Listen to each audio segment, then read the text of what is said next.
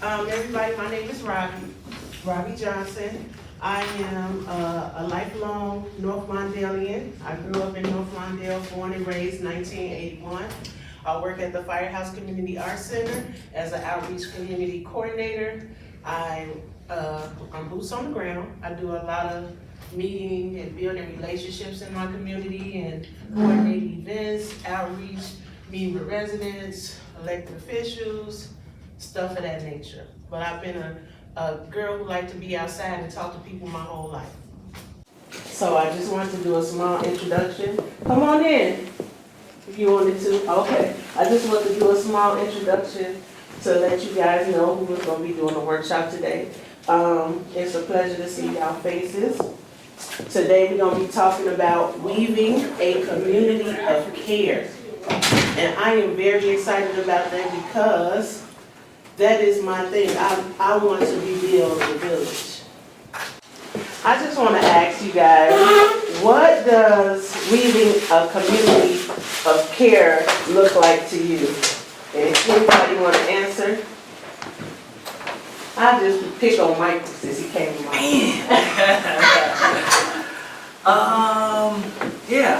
I think when I think about weaving, I think about that kind of cross-pollination, taking one thing and joining it with another thing. But I also think about it's a process, right? Like sometimes it just doesn't happen overnight. So weaving for me is like a long investment and thinking about how things happen over time. Man, I love that, Michael. Interconnecting when you weaving something together. And that's what a community is about, bringing things together, right? And so I thought about this while I was working on this workshop and Nate asked me to even do this whole thing. I was just thinking about, man, how many of my neighbors do I know? In this room, by a show of hands, how many people know all of the neighbors on that block? You do? Mm-hmm. How long you been on? 30 years. 30 years? Yeah. I've been on my block for that amount of time too. But it's been a revolving door, so I haven't been able to meet every single person. But it was just one person in the room that know all of the neighbors in the room, right? When I was a little girl in 1990, I knew every single person on my block. Every house, every home, I knew everybody. And now, in these times, we don't know our neighbor. And it's, it's a little, the block is family. You know what I mean? When you come outside, you want to be able to be like, oh, hey, how you doing, Miss Rogers? Or how you doing, Miss Turner? Not just going to your car and going to work and coming back home. So I wanted to really touch on that. Daisy, the next slide, I'm just okay, perfect. There we go. I got it. Learning quick. Okay, so the next slide says, a hello and a smile goes a long way. So what I'm saying by this is not knowing the people who we see every day or coming past our walkway. We have to speak to people. When you say, hey, how you doing? It's a welcoming type of situation there. It builds some type of respect and trust when somebody speaks to you and they say hello. So just saying hello, just a simple hello and a smile can change the trajectory of a person's day that's even walking past your house or your next door neighbor when they're going to work. That lets them know, oh, somebody acknowledges me. Someone knows me. Yes, please. Yes, that's so true. I've been in my neighborhood over 35 years, and like you said, people move in and move out. Mm-hmm. I feel like when I see a new person move in my neighborhood, a hi neighbor, that's what I do. When I tell them my name and and just let them I'm available to them. And they might not never say anything else to me, but when I'm outside and I see them, I throw my hand up. It could be people that don't even live in that house. I'm throwing my hand up, just saying hi, And that to me says a whole lot. They might one day say something, they way back. You know, Yeah. they way back, because that, you're opening yourself up, that I'm available, I'm just a neighbor. Yes. You know, we can get to know each other. That Because it hello. ended up, the neighbor, one of the neighbors, she got sick, her husband worked night. She got real ill, she used to not say anything, you know, wouldn't go ahead. She knocked on my door, and we was able to help her. Because we were open enough, I was open, well, you know, family, a neighbor. And she felt that she could, okay, let me go over here and knock on their door. So that's important. Even if the person don't say nothing to you, I'm gonna throw my, hi neighbor. Was you in my study? Was you in my study and while I was studying? No, because that goes, this is where I was going next. That hello goes a long way. I have a neighbor who mom passed away. And she doesn't have any more family. But the fact that we built that communication, that hello, hey, how you doing, that way she felt comfortable to say to me that my mother passed away. And I may not be able to go to the funeral, but I was able to get her a card and let her know that I acknowledge you, I encourage you, I'm here for you. Here's my number as my neighbor. Wow. We didn't talk a long time. My computer go off so quick. So yes, that hello goes a long way, and it also creates a sense of safety too. Because when you're going somewhere and somebody speaks to you, it lets you know that I saw you and you saw me. And also when somebody's doing something that maybe they might not got no business doing, and you spoke to them, you let them know that, hey, I saw you, I see you, hey, and you might change their thoughts by speaking to them about doing something that they didn't have any business doing. Like, oh, that lady said hi to me, that means she see me. You know, and it's a young man who was walking down my block with a mask on, and I stopped him because I can't see you. How you doing? How you doing today? Every time I see this guy now, he does not wear that mask on his face. He felt welcome. Most of the time, the young men that's walking down our blocks with those masks on, they are also, you know, like scared too, even though people think, oh, they bad, they got the tattoos, they got the mask. No, they need somebody to show them that we acknowledge them as well. And so that acknowledgement, that hello, goes a long way. It increases visibility and increases safety, and it brings respect when you speak to someone. Especially to young people, you know? Yes. Especially young people. The young Because they come people. past your house, we can't cut up right here, you know, because I come out and say, if I see some kids a crowd, and even if they're fighting, wait, hold up, what y'all doing over there? And they'll break it up. Mhm. So yeah, You acknowledging them. Yeah. You letting them know, I see you, Yeah. and now they see you. Mhm. Yes. So another thing about caring about your community, weaving together some of this good stuff, is keeping where you live clean.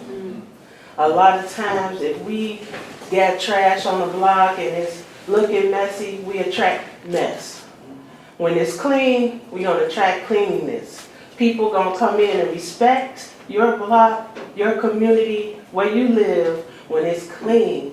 And when you're outside and you cleaning up, guess what you're doing? You already encourage your neighbor to come out and clean up in front of their house too. Because when they see that nice yard and all your grass cut and they know dandelions growing up in there, they're gonna be like, wow, that's a beautiful yard. I want to beautify my home too. So cleanliness attracts cleanliness. And when your community looks clean, doesn't it feel good? When you go somewhere, when I go to, I go to Oak Brook and Schaumburg and all those other places, I'll be like, wow, this is so nice. It makes me feel good when I'm in those places. It makes me feel good when I'm in my community too, but especially where I live. But when you see it messy, you feel a way about that. When you see trash and mess and stuff, you know, it messes with you. Cleanliness is next to godliness, right? Okay. So I just moved into a neighborhood a year ago, and thank God we have a bad one. But I'm like the corner corner block house, and the one winter we had, like, I was sick, and I could not get out there and shovel that snow. And I didn't want to pay nobody. In my brain, I said, I'm going to get out there and do it. And then 2 days went by, and I did. And I look up, I was the only person whose area was not shoveled. And I felt some kind of way. I said, I know they looking at me saying, who is this dude? On the block, that the corner block, right? And I gave, you got to take care of the whole side when you live on that corner. And by the time I felt better, it got cold. So now I don't just have snow, I got ice blocks, right? And I could not wait till the weather to lift up so that I would not be the trash looking house on the block, right? But I said that to say, it does, and it is a sense of respect too, right? Not just respecting my space, but respecting the community space. And I think that that's what happens. Like I was thinking when we started this, where did I get so disconnected to community? Where did I get so disconnected to neighbors, right? Because I didn't grow up that way, but I didn't give that gift to my children either. I strategically moved in a neighborhood that did not have a lot of kids, right? Because my brain was I was protecting them. Now they grown now, and now it's my fault. I'll take responsibility. Now they're like, well, we don't know how to connect with people. But in my brain, I felt like I was trying to protect them. I wasn't rejecting them. I was protecting them, right? I know me. I don't know what other people do in their house. So the neighborhood we moved in did not have a lot of children. Matter of fact, they only had one family on there across the way, and she didn't come out either, so we didn't come out. So I moved them in a neighborhood where, no offense to any seniors in the room today, I wanted a senior neighborhood. Because in my brain, I was protecting my children. And now 23, 22, 21, 19, they're blaming me because they're like, we don't know how to connect with people, which on some level makes sense, right? Because they didn't have that sense of community and connectivity. They didn't walk to school with kids like I did, so they didn't know how to interact and socialization. And then the era they lived in snatched socialization from them, right? Because a lot of kids don't socialize like that no more. It's through computers and things. And so I didn't give them that gift that I had of walking to school, being really protected, giving them that number. But I was thinking in my brain, I'm like, when did I get disconnected? What lie I believe, or how did I fall into the fallacy that neighborhoods and communities are not safe spaces, right? And so you sometimes look for those areas, which I did, where I was like, I'm gonna keep them safe, I'm gonna protect them. And then now for them to be grown folk coming back, like, we struggle with trust, we struggle with connectivity, we struggle with socialization. And I'm like, Dad, that was somewhat a missed moment for me. And then I feel like it was for y'all. Y'all was a gang. Y'all didn't need nobody else. So they're like, no, we needed somebody besides us to learn how to connect. And I did get that through community. You know what? As a disclaimer, parenting don't come with a handbook. Oh my God. Right? So we don't know every single thing that we should do as parents. But you know what? As neighboring, when we in a community, if you were sick, our neighbors should have known that you were sick. And someone should have shoveled that space. And that's what I'm talking about, connecting. You shouldn't have had to be in the house feeling bad because your end of the block wasn't shoveled, because, there's in community, it should be unity. Like, hey, I ain't present. Right. I get that car and get out. Yeah, but see, that's where we come in at. That's how, y'all remember watching on TV where people came in and you moved somewhere in your new house and people came with pies and food and stuff like that. When I was young, I always waited for that to happen. Like, man, I would like to, and this is what should happen, because when you moved in, there should have been neighbors greeting you. Like, we have a new person on the block. This is awareness. When that moving truck pull up, or when that house is not vacant no more, now we know that someone's living there. Now we should be aware that Michael's here. Let's go see about Michael. Let's meet him and meet his kids. And this is how you become present too. Not just in meetings and events and asset mapping, but knowing what's going on around you. When people moving in and people moving out, come on. I was gonna say, it's lost. Like 30 years ago, 30 plus years, when I moved into my house, like what you're saying, neighbors on both sides, they came. And so I try to keep that up, so, but it's a different world now. People are private, people not trusting folks, people are afraid, and they stay in their space. And that's what you did with the show, is how to connect back, right? Yeah. How we can connect back to being there. Yeah, rebuilding that village. Yeah. Rebuilding that village. I tell people all the time, for the ring bell to Miss Jones, you know what I mean? You need a ring bell sometime back, because Miss Jones or somebody in the neighborhood let you know who was coming to across the way, who moved in, they would call and connect with you, but yeah. As a community member, I know what time everybody go to work. I'll be watching, but I guess it's just me being a block leader, right? That block club president matters. It really do. And I believe that every block should have a block president to keep everybody connected and keep everybody aware of what's going on around them. Because Keith go to work at 8. My next door neighbor, Miss Cersei, she got the night shift. She go in at 3. I know she come in at 11 and sometimes it be packed, so I move my car up to make sure she has a parking space. That is weaving together a community of care. So sometimes just caring about your neighbor, caring about the person that's there across the street from you. It is nice to just go home sometimes and just go home and go to work and deal with your family, but really your community as well is your family. We miss that point. We missed that point because as a child, I gave many extended aunts, many extended uncles. That's not my mother brothers. But when she died, guess what? I had aunties that wasn't her sisters. I had uncles that wasn't her brothers. I have sisters and cousins that my mother didn't have, right? And so this is also like building that family around you. So the next slide is talking about being present. The community meetings. How many does anybody in the room go to community meetings? That like CAPS meetings, town hall meetings? You do, Shelley? All the time. All the time, yeah, come on. What about you, Miss Willie Mae? Well, my family, we moved into our house that I'm in right now in 1968. Wow. And I came back home and my parents got older and now I have buried both of them. So everybody's gone but me. I'm in the house by myself. And I'm here because in the 60s we had a block club. And so now the only people I know are the people right there on my end.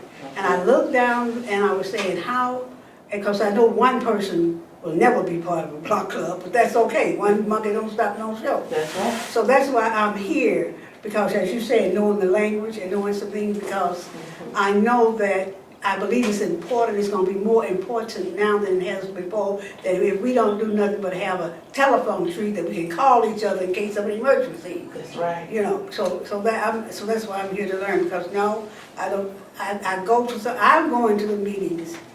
I mention it to one, too, but, you know. And you doing your job by doing that. And And you so show up.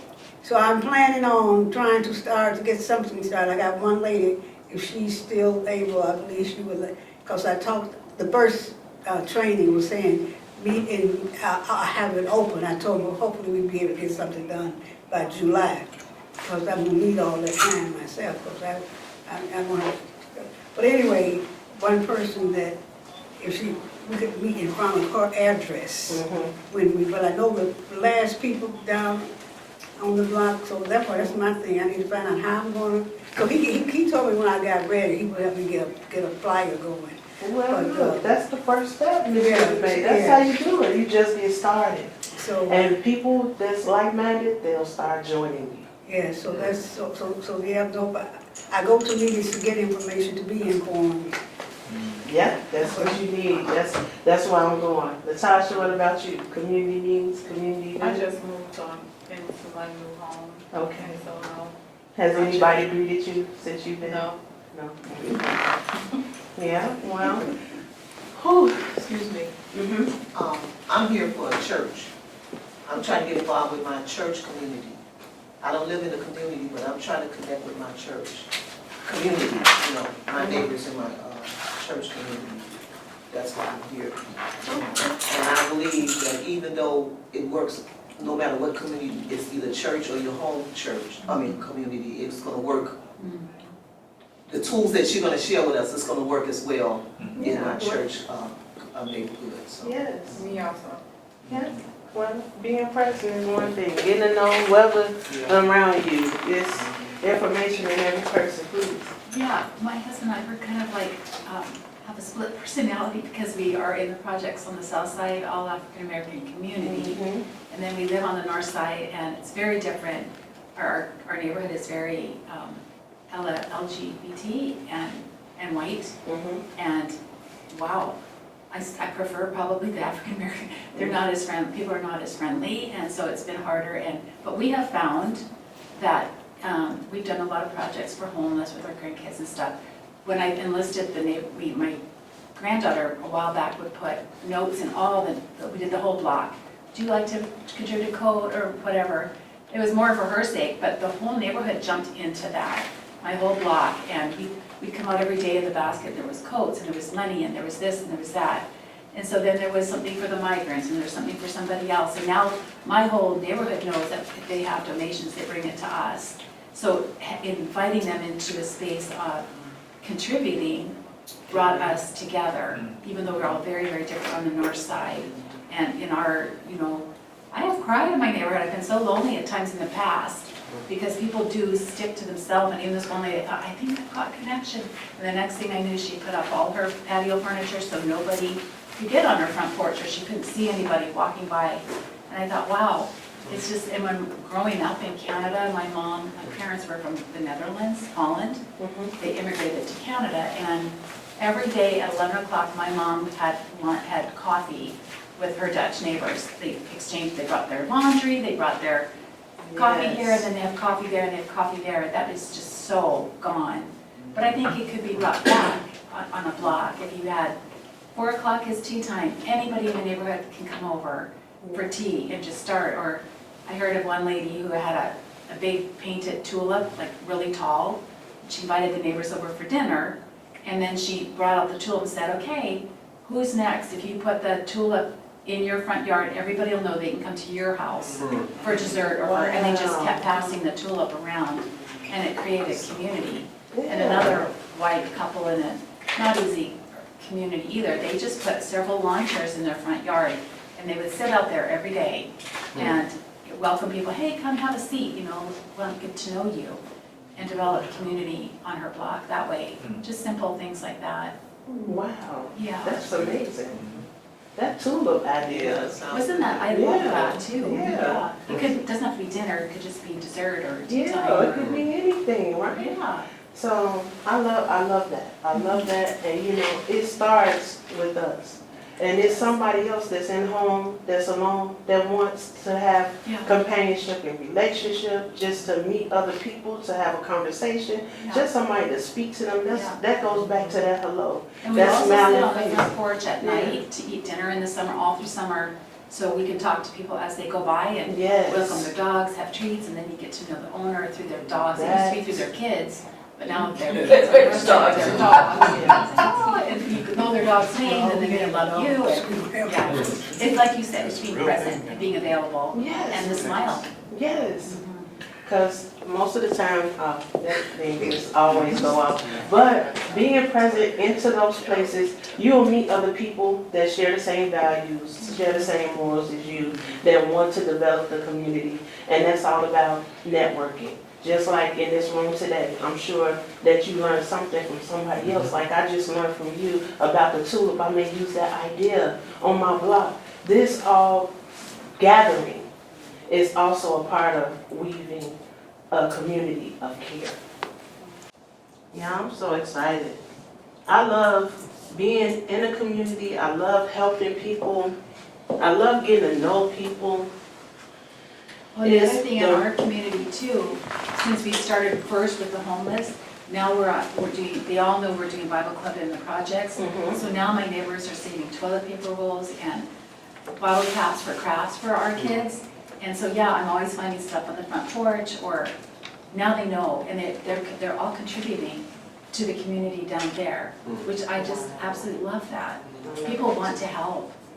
Yes. So how many people know who the elected officials are in their ward?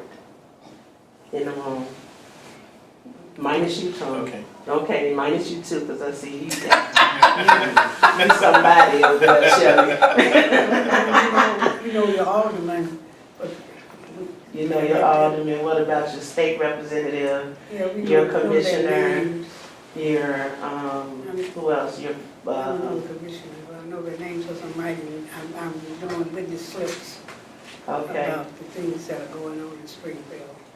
That is important to know. Who is the leaders of your community? Who is the commander too on the force in your district?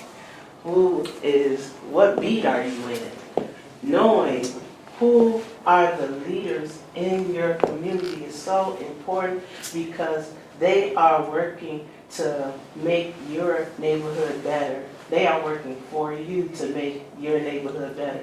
So it is important, detrimental to know who they are and what they're supposed to be doing and to join forces with them to help bring the mission to uplift your community. That is very, very important because people in those seats are doing work that we need to know and be connected to. The organizations that's in your community got benefits for you.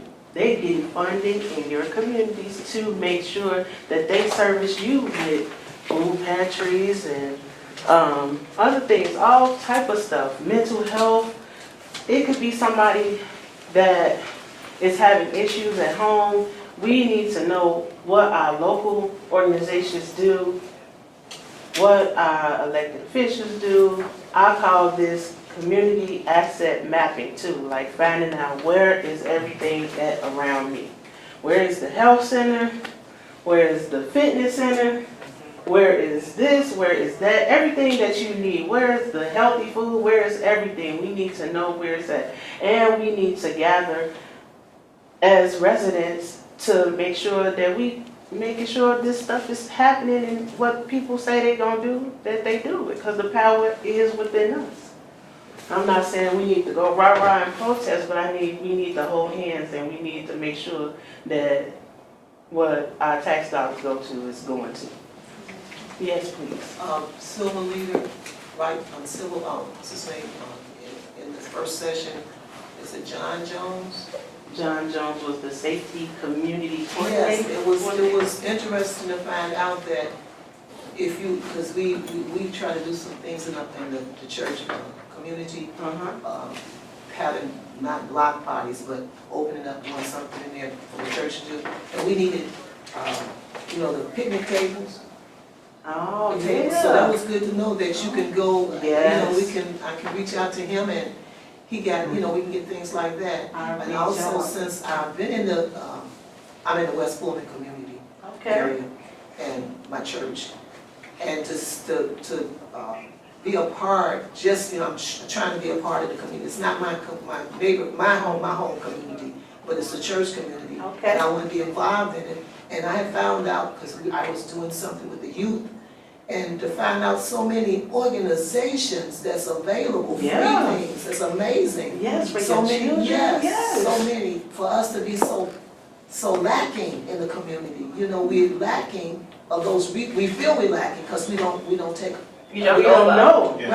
Right. And We it's just- lack the information. Yes. And where do you get the information? In your alderman Yeah, we office. know our audience, Yes. we know our audience. When you go in your alderman office, should be everything that you need to know about what's happening around you in that office. Yeah. You're not sure where your nearest food pantry is at?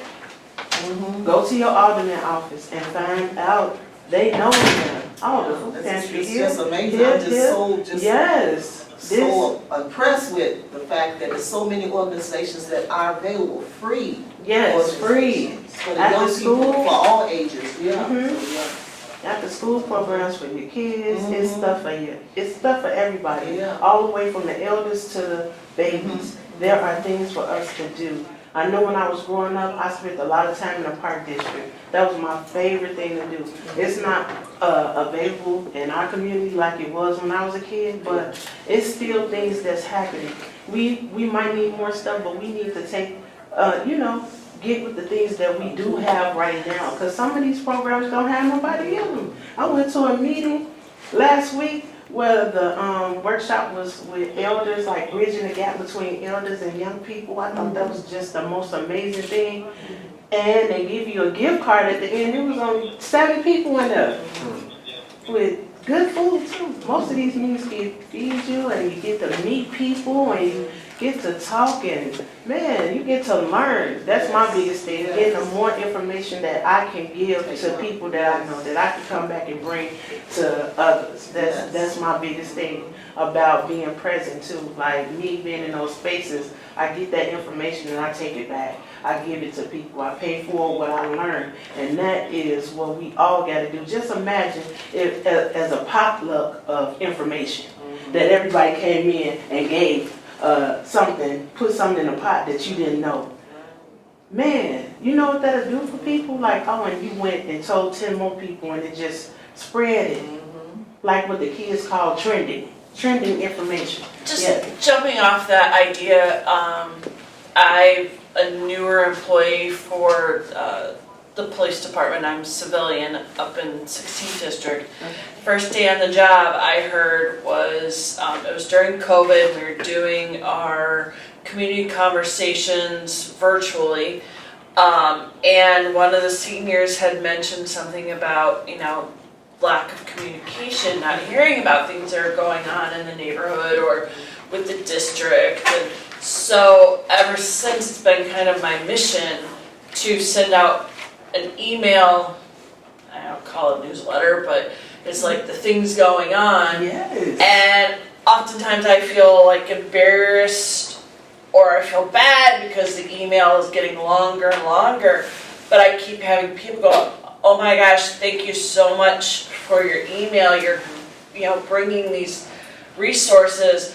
And, there's this thing with the department of, oh, you're not supposed to ask for money or blah, blah, blah. It's like, I'm not doing that, but I'm sharing, the different scout troops are doing pancake breakfast, the churches that are having fundraisers, the schools that are having fundraisers, the small businesses that are having their grand opening.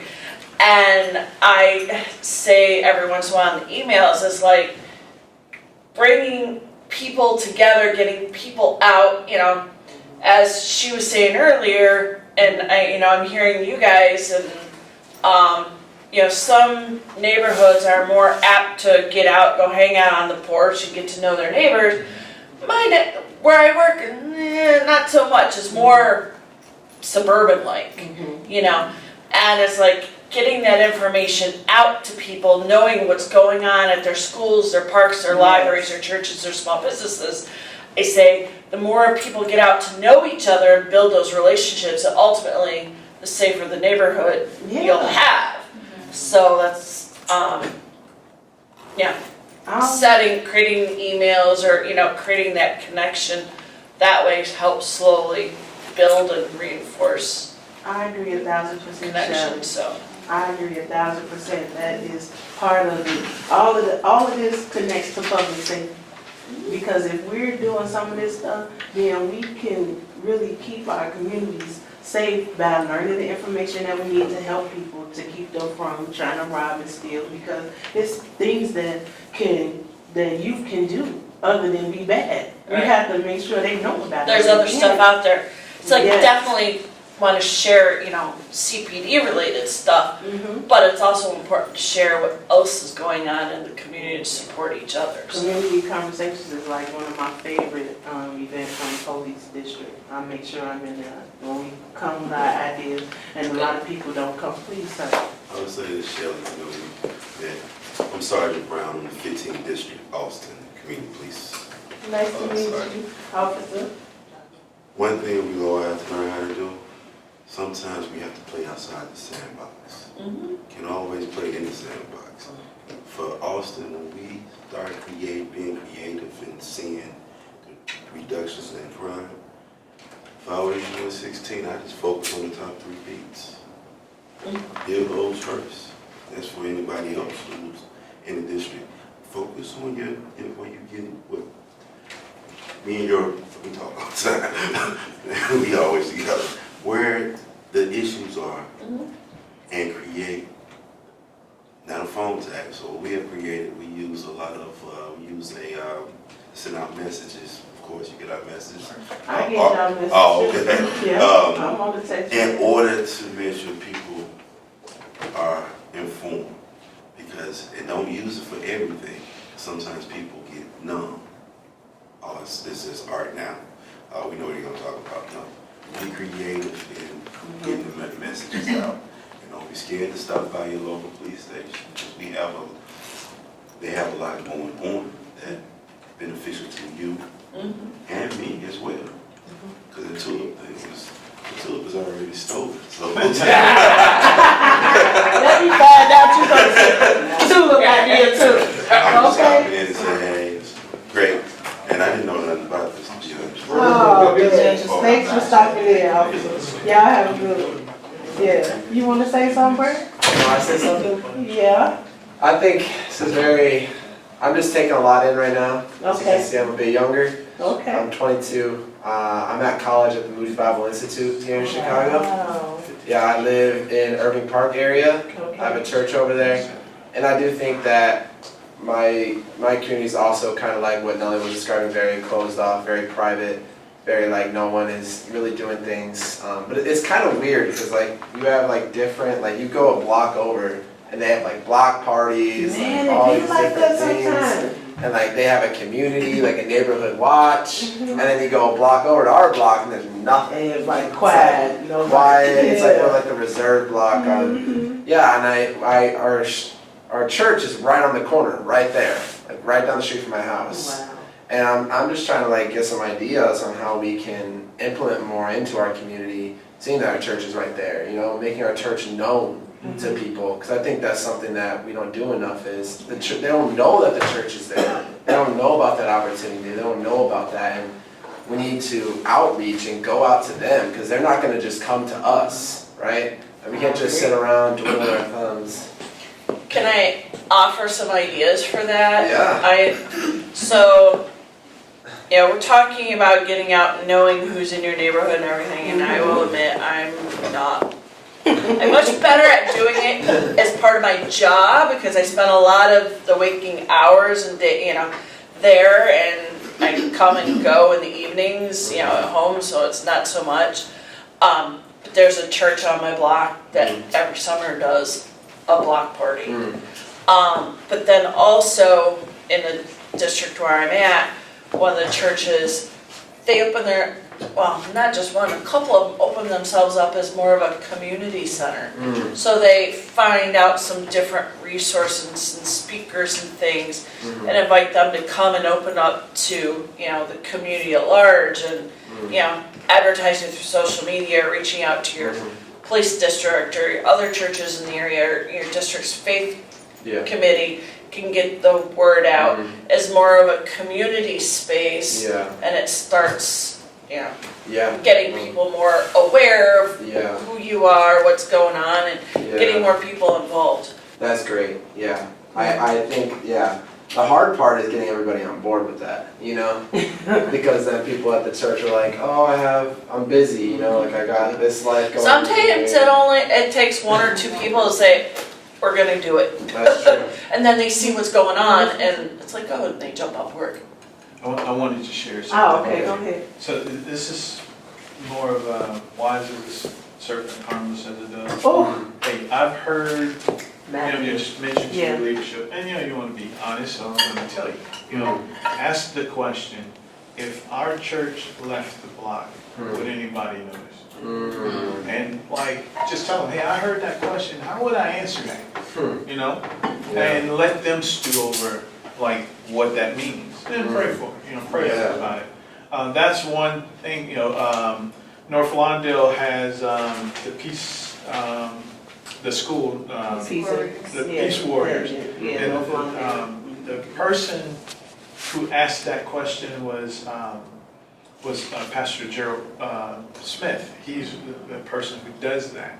But he, at one point in time, was my pastor, and he would ask that question of us as a congregation, so that we would be engaged and involved in Man, that's outreach. deep. The church no longer exists, but people do ask, like, well, what happened? Yeah. The church that I'm a part of now, we're very active in the community, so that question, I would believe, we would be missed. But it's a charge to the leadership, and sometimes, pastors have to deal with a lot of different things, so they can't handle all the other stuff. Yeah. But when that question is posed to the community, or the leadership, they get after it as best they can, they can. It's like, we're not really trying to be noticed per se, but we want to be effective. Yeah. And we want people to know that they're loved and they're cared for. And so to do that, you have to, quoting John Green, he's one of my assets on my block. He says, before I correct, he was rebuking me. He said, before you correct, you must connect. So you got to connect with the people first before you tell the drug dealers to get off the block. You got to connect with them.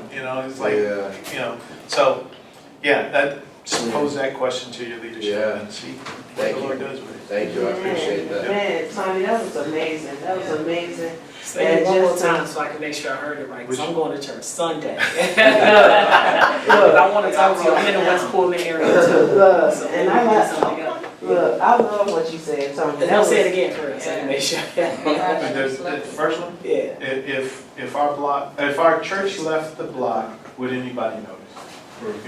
Man, and that should be with organizations, for church, for anybody that's doing anything they gotta do with helping people.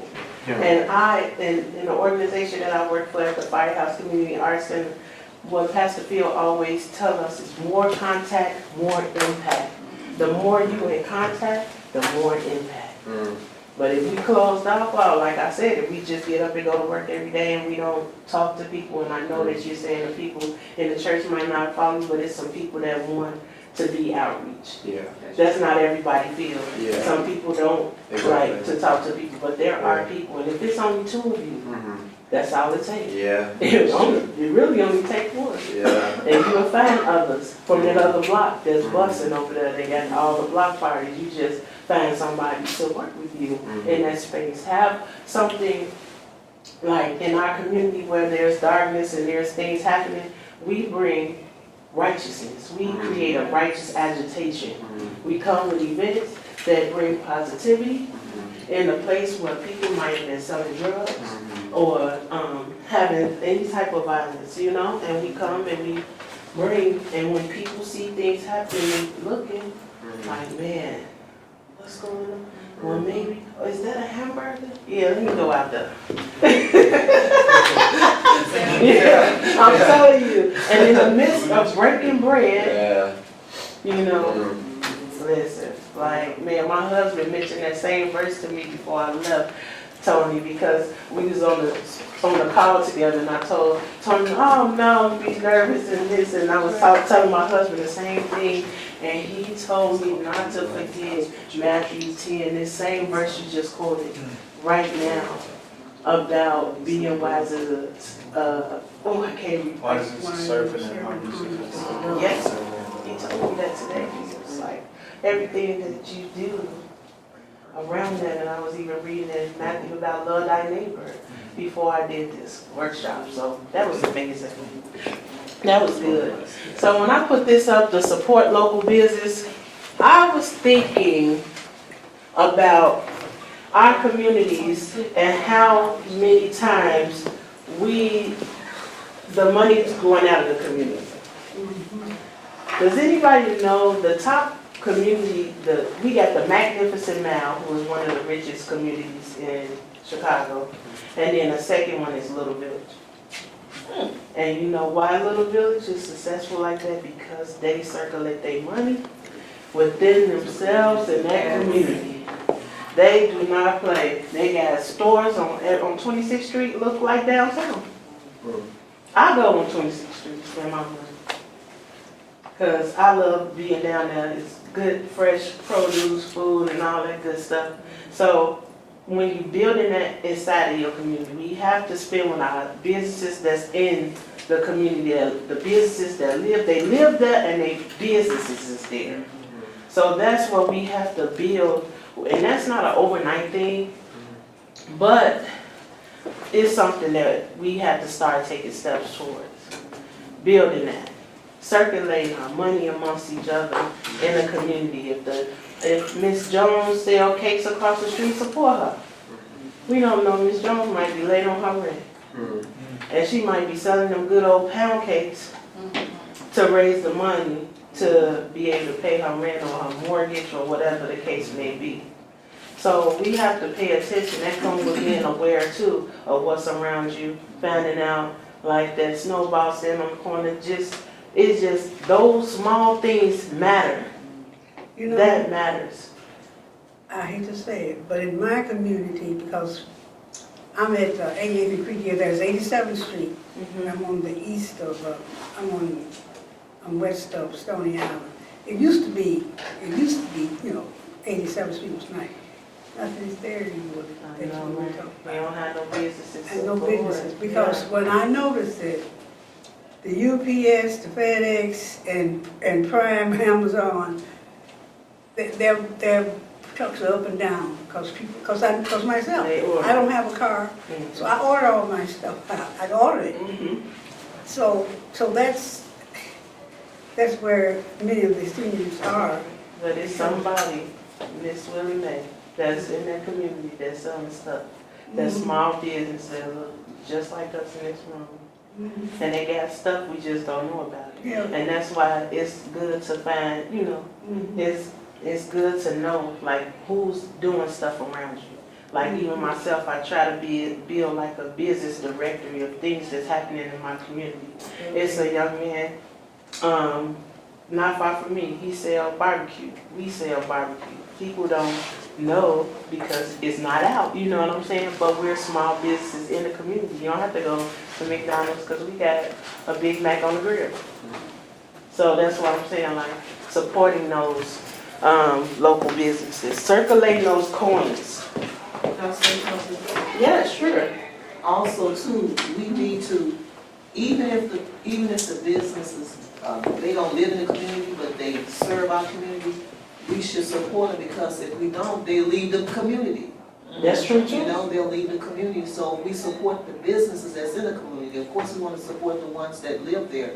But it's a big grocery store, not a big grocery store, it's called Warehouse, I think, where my church is at. It's called the Warehouse. Everybody go to that grocery store. If they didn't support that grocery store, they would have to go miles and miles for groceries. So it's important to not only support the ones that live in the community, but to support the businesses that are in the community. It's a beauty shop there. We should support that beauty shop. I don't know how many, beauty shops is in that area.